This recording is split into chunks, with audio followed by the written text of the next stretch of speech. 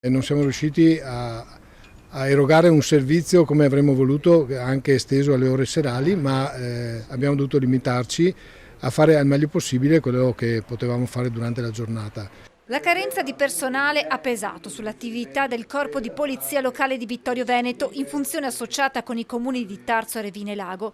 Negli ultimi giorni sono entrati in servizio 3 nuovi agenti, un altro sarà assunto a Tarso, arrivando ad un organico di 19 agenti, ancora però troppo pochi.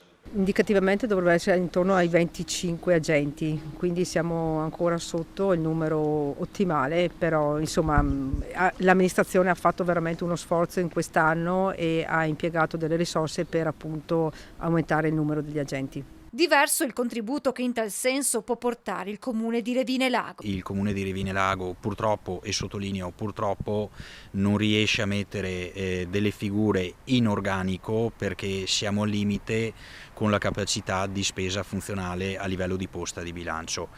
Diamo un apporto economico che si quantifica in 17-18 mila euro annui. Per quanto riguarda il bilancio dell'attività nel 2024 sono state 23 le patenti ritirate, 12 in più rispetto all'anno precedente. In aumento anche gli automobilisti alla guida mentre usavano il cellulare, 82, 20 in più rispetto al 2023.